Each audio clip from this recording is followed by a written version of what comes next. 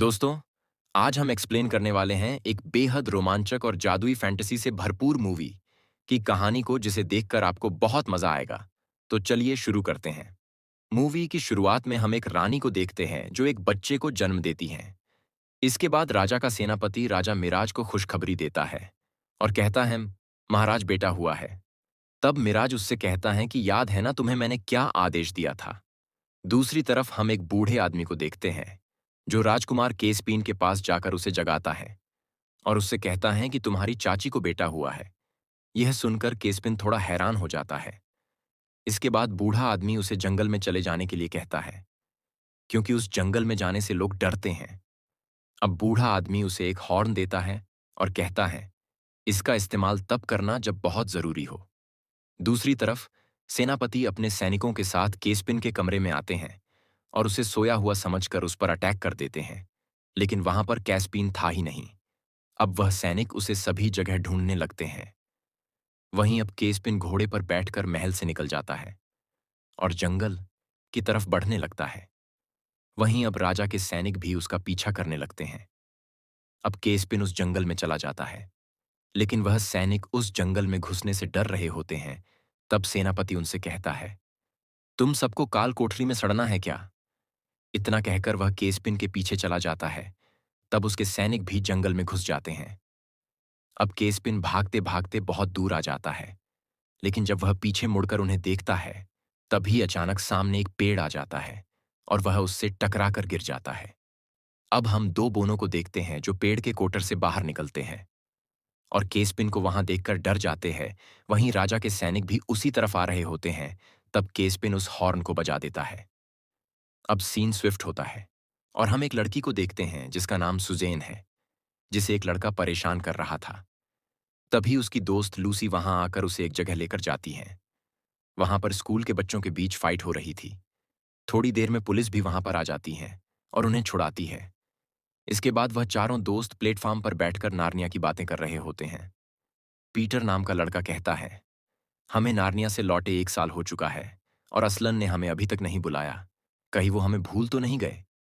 तभी वहां पर बहुत तेज हवा चलने लगती है और वह चारों टेलीपोर्ट होकर भविष्य से पास्ट में आ जाते हैं। यानी यह सब उस हॉर्न के बजाने से हुआ था। अब वह सभी एक बार फिर से नार्निया पहुंच जाते हैं। इसके बाद उन्हें एक महल दिखाई देता है जो अब खंडहर बन चुका है। अब लूसी कहती है, हमें यहां पर किसने बुलाया होगा? तब सुजैन को एक शतरंज का मोहरा मिलता है जो उन्हीं का होता है। मतलब वह पहले भी यहां पर आ चुके थे। दूसरी तरफ हम राजा के सैनिकों को देखते हैं जो महल में वापस आ चुके थे। अब सेनापति राजा से कहता है, महाराज, हमें राजकुमार तो नहीं मिले, लेकिन इसे देखकर आप हैरान रह जाएंगे। इसके बाद जब राजा उस बोने आदमी को देखता है तो हैरान रह जाता है।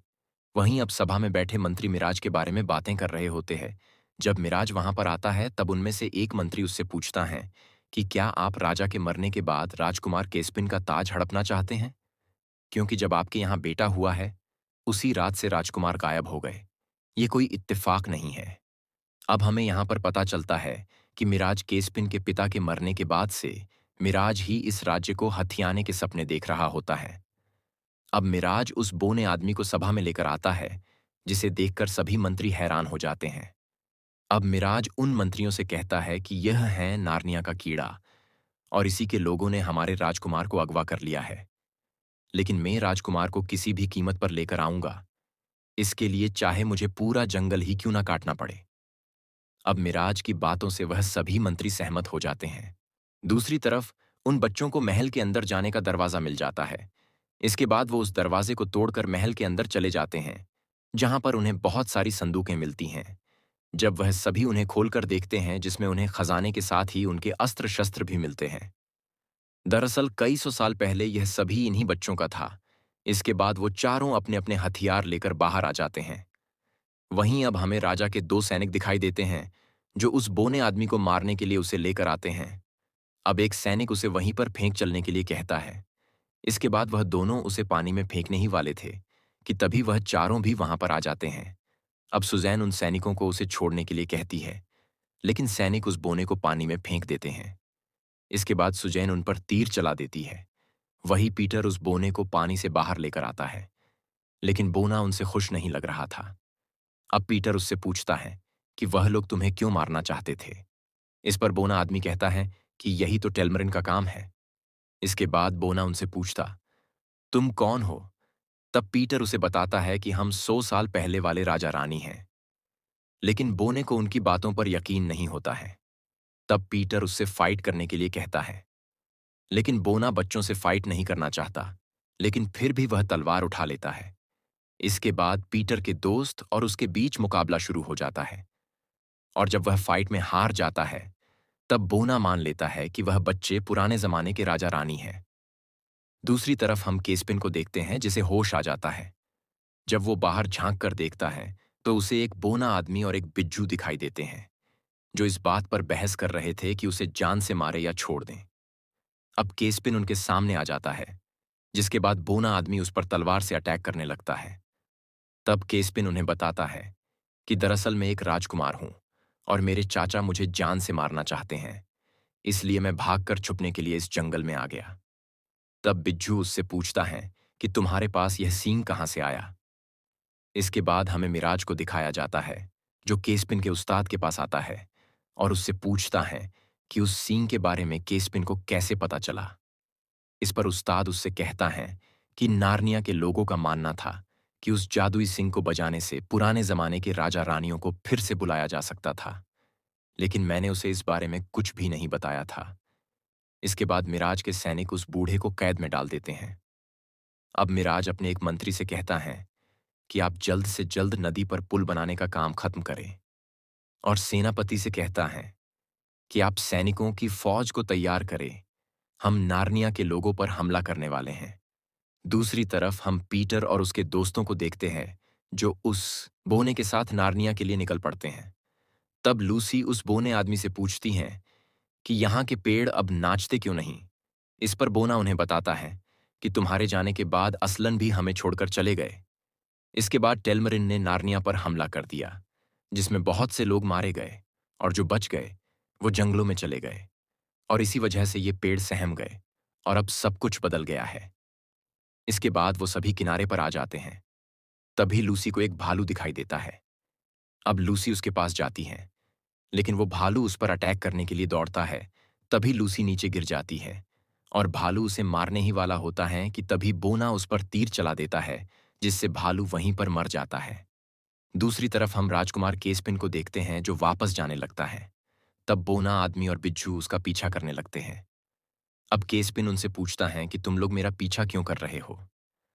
तब बिच्छू उससे कहता है कि तुम अकेले सेटोर और मिनेटोर को अपने साथ युद्ध लड़ने के लिए नहीं मना पाओगे। तभी वहां पर मिराज के सैनिक आकर उन्हें घेर लेते हैं। इसके बाद वह तीनों वहां से लगते हैं। तभी सैनिक उन पर अटैक कर देते हैं, जिससे उस बिच्छू को एक तीर लग जाता है। लेकिन फिर अचानक उन सैनिकों को कोई चीज मारने लगती है। इसी का फायदा उठाकर केस्पिन उस बिच्छू को उठाकर बोने आदमी को दे देता है और उसे वहां से जाने के लिए कहता है। तभी वह रहस्यमय चीज उन सैनिकों को मारकर केस्पिन के पास आ जाती है। तब हमें पता चलता है कि वह एक चूहा है। अब चूहा केस्पिन से तलवार उठाने के लिए कहता है, लेकिन तब तक वह दोनों भी आ जाते हैं और उसे बताते हैं कि उस सींग को इसी ने बजाया था। तभी वहां पर नार्निया के बाकी लोग सेंटोर और मिनेटोर भी आ जाते हैं। अब सभी नार्निया वाशी केस्पिन से कहते हैं कि तुम एक टेलमरिन हो और तुम्हारे राजा ने हमसे हमारी जमीन छीन ली और हमारे लोगों को मारा है, और इसके लिए तुम्हें सजा मिलेगी।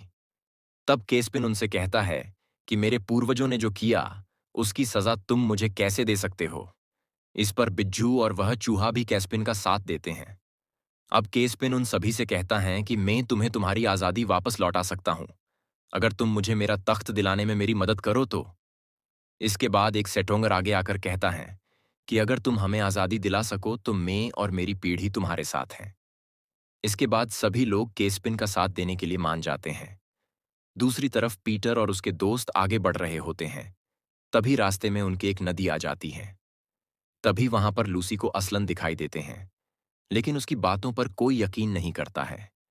इसके बाद वह सभी दूसरे रास्ते को चुनते हैं, लेकिन वहां पर उन्हें मिराज के सैनिक दिखाई देते हैं, जो नदी पर पुल बना रहे होते हैं। अब वह सभी उनसे छिपकर वापस उसी जगह पर लौट आते हैं। जिसके बाद सुजैन लूसी से पूछती हैं कि तुमने असलन को कहाँ देखा था। फिर जब लूसी उन्हें बता रही होती हैं कि तभी वो नीचे गिर जाती हैं, जिससे उन्हें पहाड़ से नीचे उतरने का रास्ता मिल जाता है। रात होने पर सुजैन और लूसी दोनों कुछ बातें करते हैं। फिर जब सभी सो रहे होते हैं, तब लूसी को कुछ महसूस होता है और वो अकेले जंगल में चली जाती हैं, जहां उसे चलने वाले पेड़ दिखाई देते हैं, जो उसका स्वागत करते हैं। तभी उसे असलन दिखाई देते हैं और फिर लूसी उससे पूछती हैं कि आप अब तक कहाँ थे? इस पर असलन उसे बताता है कि मेरा अब भी आने का समय नहीं हुआ है। तभी लूसी की आंख खुल जाती है। इसका मतलब लूसी सपना देख रही थी। सुबह होने पर लूसी फिर से उसी जगह पर जाती है, लेकिन वहां पर उसे कोई नहीं दिखाई देता। तभी पीटर उसे आगे बढ़ने से रोक देता है। अब उन्हें वहां पर केस्पिन और नार्निया के लोग दिखाई देते हैं। इसके बाद पीटर कैस्पिन पर अटैक कर देता है और फिर वह दोनों फाइट करने लगते हैं। अब पीटर के दोस्त भी वहां पर आ जाते हैं। तब सुजैन उन्हें फाइट करने से रोक देती है। अब केस्पिन पीटर से पूछता है, क्या आप महाराजा पीटर हैं? अब पीटर उससे कहता है, हाँ, आपने सही पहचाना। तब केस्पिन कहता है कि मुझे लगा था आप बड़े होंगे। तब पीटर कहता है कि ठीक है, तो हम वापस चले जाते हैं। तभी वहां पर चूहा आकर उनसे कहता है कि हमने आपके लिए टेलमरिन के हथियारों को लूट लिया है, जो युद्ध में काम आएंगे। इसके बाद वह सभी एक ही ग्रुप में शामिल हो जाते हैं। दूसरी तरफ हम मिराज को देखते हैं, जो सेनापति से पूछता है कि नार्निया के लोगों ने हमारे कितने हथियार लूट लिए। तब सेनापति कहता है कि 2 टुकड़ियों के जितने। अब मिराज पूछता है कि फिर तुम कैसे बच गए? तब सेनापति कहता है कि पता नहीं, उन्होंने हमें छोड़ दिया। अब मिराज उसे एक जोरदार पंच मारता है और उसे वार्निंग देता है कि फिर से ऐसा कुछ नहीं होना चाहिए। अब हम पीटर और उसके दोस्तों को देखते हैं, जिन्हें केस्पिन एक मकबरे में लेकर जाता है, जहां पर नार्निया के लोग युद्ध के लिए हथियार बना रहे होते हैं। इसके बाद केस्पिन उन्हें पुराने राजाओं की कब्र दिखाता है, जिसमें असलन भी होता है। अब पीटर सभी से कहता है कि हमें मिराज के किले पर आक्रमण कर देना चाहिए, क्योंकि इस समय उसके बाकी सैनिक पुल बनाने में लगे हुए हैं। तब केस्पिन उससे कहता है कि ऐसा करने की सोचना भी मत, बल्कि हमें यहीं पर रहकर उनका इंतजार करना चाहिए। लेकिन नार्निया के बहुत से लोग पीटर से सहमत होते हैं। तब लूसी पीटर से कहती हैं कि हमें असलन का इंतजार करना चाहिए। इस पर पीटर उससे कहता है कि अब हम और इंतजार नहीं कर सकते। अब रात होने पर पीटर के दोस्त को उड़ने वाला जानवर मिराज के महल में लेकर जाता है। इसके बाद वो अपनी टॉर्च से अपने दोस्तों को इशारा देता है। इसके बाद पीटर के दोस्त भी महल में इंटर होने लगते हैं। तभी एक सैनिक उन्हें आते हुए देख लेता है। तभी सुजैन तीर चलाकर उसे खत्म कर देती हैं। वहीं अब चूहों की मंडली भी महल में घुस जाती हैं। लेकिन तभी चूहों को एक बिल्ली दिखाई देती है। वहीं अब केस्पिन अपने उस्ताद के कमरे में जाकर देखता है, जहां पर सब कुछ बिखरा हुआ पड़ा था, जिससे केस्पिन समझ जाता है कि मिराज ने उस्ताद को कैद में रखा होगा। लेकिन पीटर उसे वहां जाने से रोकता है। लेकिन केस्पिन अपने उस्ताद को कैद में सड़ता हुआ नहीं छोड़ सकता था। दूसरी तरफ जब एक सैनिक बिल्ली के मुंह और पैर बंधे हुए देखता है, तो उसे शक हो जाता है। लेकिन तभी एक चूहा उसे टपका देता है। वहीं अब केस्पिन अपने मास्टर को बेड़ियों से आजाद करता है। इस पर उसके मास्टर उससे कहते हैं कि तुमने यहां आने की गलती क्यों की? जिसने तुम्हारे पिता को मारा था, उसे कमजोर मत समझो। यह सुनकर केस्पिन हैरान हो जाता है और तुरंत मिराज के कमरे में जाकर उसकी गर्दन पर तलवार रखकर उससे पूछता है कि तुमने मेरे पिता को क्यों मारा? लेकिन अब मिराज की पत्नी केस्पिन पर निशाना लगाकर उसे तलवार रखने के लिए कहती हैं। तभी वहां पर पीटर और सुजैन भी आ जाते हैं। तब मिराज केस्पिन से कहता है कि हाँ, मैंने तुम्हारे पिता को मारा, क्योंकि वो मुझे नार्निया का खजाना चुराने से रोक रहे थे। इसलिए मैंने उन्हें नींद में ही खत्म कर दिया। अब मिराज उन्हें चकमा देकर वहां से भाग निकलता है। वहीं पीटर के दोस्त के हाथ से टॉर्च नीचे गिर जाती है, जिसे एक सैनिक उठाकर देखने लगता है, जिससे बाहर खड़े नार्निया के लोगों को कुछ भी समझ में नहीं आता है। अब पीटर का दोस्त उस सैनिक से फाइट करके उसे भी टपका देता है। इसके बाद वो नार्निया के लोगों को टॉर्च से इशारा देता है। अब वह सभी महल पर आक्रमण करने के लिए बढ़ते हैं। दूसरी तरफ पीटर महल का दरवाजा खोलने की कोशिश करता है। तब तक मिराज के सैनिक भी उनकी ओर बढ़ने लगते हैं। दूसरी ओर बोना आदमी और चूहा मंडली भी दरवाजे को खोलने में लगी होती है। इसके बाद नार्निया के लोग महल में घुस जाते हैं और फिर मिराज के सैनिकों पर टूट पड़ते हैं। अब दोनों तरफ के सैनिकों के बीच जबरदस्त फाइट शुरू हो जाती है।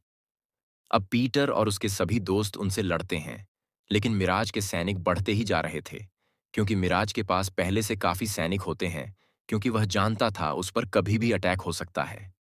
अब मिराज का सैनिक दरवाजे की जंजीर को काट देता है, जिससे दरवाजा बंद होने लगता है। तभी एक मिनटॉर उस दरवाजे को पकड़कर रखता है। अब पीटर अपने लोगों से वहां से वापस जाने के लिए कहता है। दूसरी तरफ पीटर का दोस्त एक जगह पर फंस जाता है। इसके बाद वो नीचे गिर जाता है, लेकिन तभी उड़ने वाला जानवर उसे बचा लेता है। अब पीटर अपने उस्ताद को अपने साथ लेकर आ जाता है, और इसके बाद केस्पिन पीटर भी महल से बाहर आ जाते हैं। अब मिराज उस मिनटॉर पर तीर चलाने लगता है, जिससे मिनटोर घायल हो जाता है और दरवाजा बंद हो जाता है। लेकिन अभी भी नार्निया के बहुत से लोग वहीं पर फंसकर मारे जाते हैं। इसके बाद सभी वापस मकबरे में लौट आते हैं। अब लूसी पीटर से पूछती हैं, क्या हुआ, तुम सब वापस क्यों आ गए? इस पर पीटर उससे कहता है कि इसमें केस्पिन की गलती है और इसकी वजह से हमारे बहुत से लोग मारे गए। तब केस्पिन पीटर से कहता है, ये मेरी गलती है जो मैंने तुम्हें यहां बुलाया। और फिर वह दोनों एक दूसरे से लड़ने के लिए तैयार हो जाते हैं। तभी बोना आदमी उन्हें रुकने के लिए कहता है, जो बहुत घायल हो चुका था।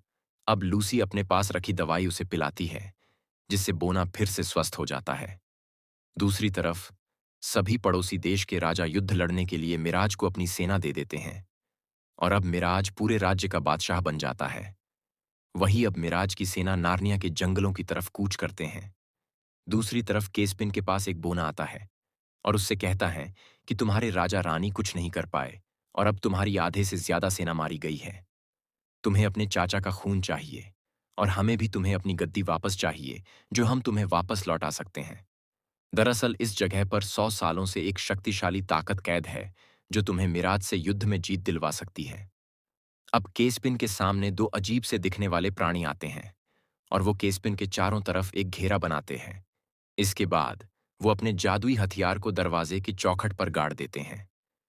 तभी वहां पर एक बर्फ की दीवार बन जाती है, जिसमें एक खूबसूरत चुड़ैल कैद होती है।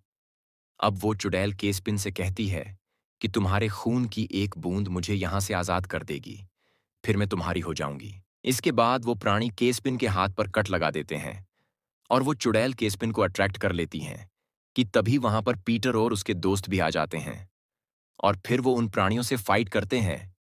उन्हें मारकर पीटर केस्पिन को घेरे से बाहर फेंक देता है। लेकिन इसके बाद वो चुड़ैल पीटर को भी आकर्षित करके उससे खून मांगने लगती है। लेकिन तभी पीछे से पीटर का दोस्त उस चुड़ैल पर तलवार से अटैक करता है, जिससे वह दीवार और उसका सम्मोहन भी टूट जाता है। अगले दिन मिराज की सेना उस मकबरे के सामने पहुंच जाती, जो लगभग हजारों में होती हैं, और उनके पास गोले फेंकने बड़ी बड़ी मशीनें भी होती हैं। इसके बाद पीटर और उसके साथी बैठकर योजना बनाते हैं। अब पीटर लूसी से कहता है कि तुम्हें असलन को वापस लाना होगा। तब सुजैन भी उसके साथ जाने के लिए कहती है। इसके बाद केस्पिन सभी से कहता है कि हम मिराज को किसी तरह उलझाकर रख पाए तो हमें थोड़ा और समय मिल जाएगा। इसके बाद पीटर अपने दोस्त को मिराज के डेरे में भेजता है। अब पीटर का दोस्त एडमंड मिराज को एक पत्र पढ़कर सुनता है, जिसमें कैस्पिन मिराज को द्वंद्व युद्ध की चुनौती देता है, जिसमें हारने वाला राजा अपना आत्मसमर्पण करेगा। लेकिन इस पर मिराज उससे कहता है कि जब मेरे पास इतनी बड़ी सेना है तो फिर मैं द्वंद्व युद्ध क्यों लड़ूं? तब मिराज का मंत्री और उसका सेनापति मिराज को द्वंद्व के लिए उकसाने लगते हैं। अब मिराज द्वंद्व युद्ध के लिए मान जाता है। दूसरी तरफ लूसी और सुजेन असलन को ढूंढने निकल पड़ते हैं। वहीं पीटर और मिराज के बीच द्वंद्व युद्ध शुरू हो जाता है, जिसमें मिराज पीटर पर भारी पड़ रहा होता है। दूसरी तरफ लूसी और सुजेन के पीछे मिराज के सैनिक लग जाते हैं। तब सुजैन घोड़े से उतर जाती है और लूसी को वहां से अकेले जाने के लिए कहती है। अब सुजैन उन सैनिकों का सामना करती है। तभी वहां पर केस्पिन भी आ जाता है और फिर वह उन सैनिकों को मारकर वापस आ जाते हैं। वहीं अब मिराज और पीटर फाइट करते करते थक जाते हैं। इसके बाद वो थोड़ा रुक कर आराम करते हैं।